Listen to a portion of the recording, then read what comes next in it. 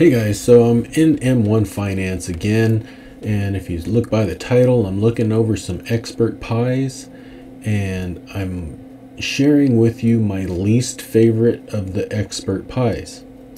Now, I did a video yesterday or the day before yesterday where I talked about constructing your own, not using the expert pie. You can use the expert pie but construct it as your own pie,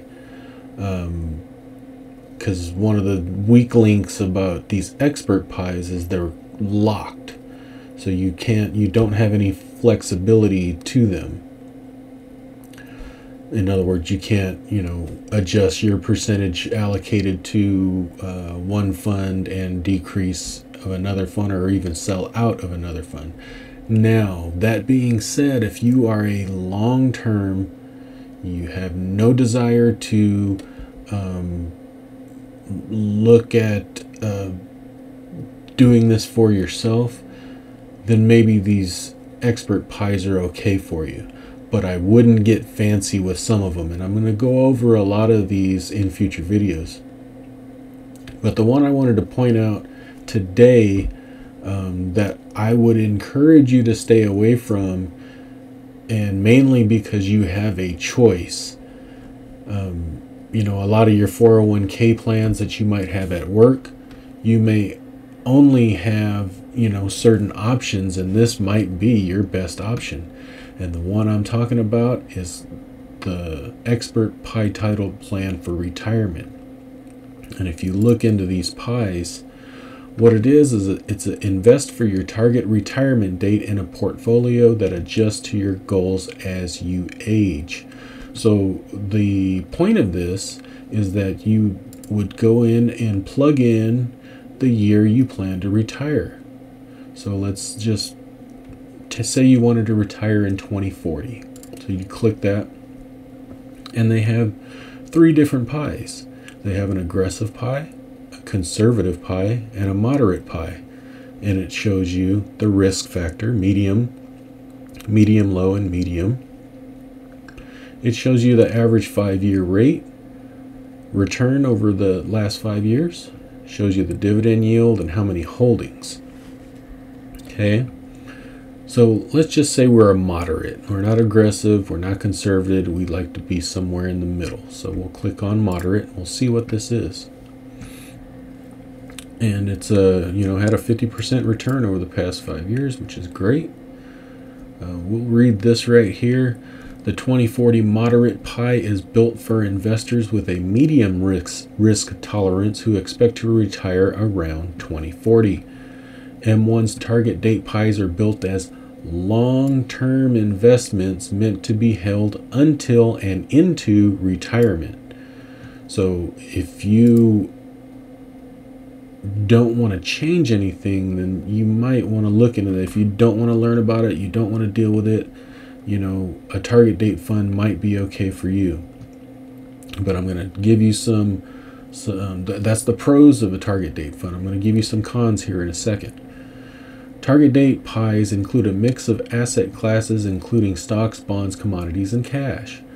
The pie allocations are built to become more conservative as retirement date nears, and here is the con, and are automatically updated and rebalanced quarterly. So you have no control over this, right? So let's look at what they're in. So they have a bunch of things: developed market ETF, value ETF, emerging market ETF, S&P 500 ETF, Vanguard growth ETF, bond ETF. I mean, the list goes on and on and on. But the main thing, that if this thing is automatically updated and rebalanced quarterly, I would strongly recommend, if you're going to be in one of these, to be in a Roth IRA. Because if they're rebalancing every 3 months, they're rebalancing 4 times a year.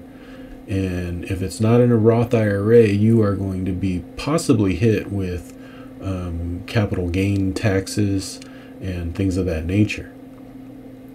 and they're going to be doing it 4 times a year to you. So, you know, if you're going to choose one of these, I would strongly recommend putting it in a Roth IRA. But if we look at the 2040 moderate, the other issue is the bond exposure. So now you're 2040, you're going to retire, and let's see what the bond exposure is. 6%, there's 4, but that's 10, and 12, 13. So 13% in bond exposure. And so how this works, the closer you get, I would imagine every year, every 3 months, they may reduce your exposure to one of these other stock funds and increase your exposure to a bond fund. Now, what that could possibly do, because the rule is just by age, it's just automatically updated and rebalanced quarterly. There's no rule about, okay, if stocks go down, like right here, stocks go down 20%, we won't sell that at that point. You know, maybe we'll, you know, only sell half and do half of it into the bond fund. Does that make sense? They're not using any rule other than time to decide when they get you out of stocks and into bonds. So, you know, you got to think about this. Eventually, you're going to get really heavy in bonds with a target date fund like this, because that's how they do it. The older you get, or the closer to retirement you get, the more the fund weights itself into bonds. And to show that, we'll look at another one here, and we'll just look at if you were to retire this year, and we'll look at the moderate, and we'll look and see what percentage of bonds you have if you were retired. This is going to give you an idea, because you know it's not going to be quite the same.